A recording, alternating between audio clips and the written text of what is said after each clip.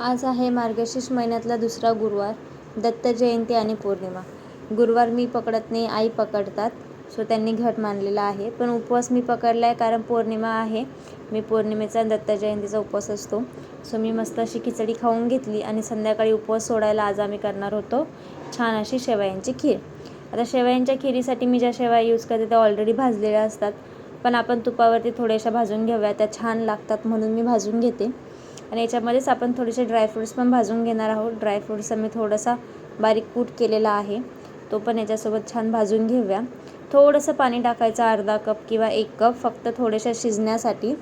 कारण आपण डायरेक्टली दूध टाकलं की कदाचित दूध फुटण्याची शक्यता असते. सो त्यामुळे मी थोडंसं पाणी टाकलेलं आहे. त्याच्यामध्येच थोडीशी साखर, म्हणजे शेवई खाल्ली की गोड लागते, पानसट लागत नाही.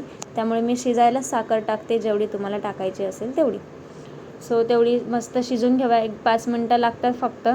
आणि मस्त वरतून दूध टाकूया, छान अशी शेवयांची खीर झालेली असते. सगळे छान जेवून घेतलं आणि रात्री झोपायच्या पूर्वी आम्ही मस्त रस्सी बनवली होती. मस्त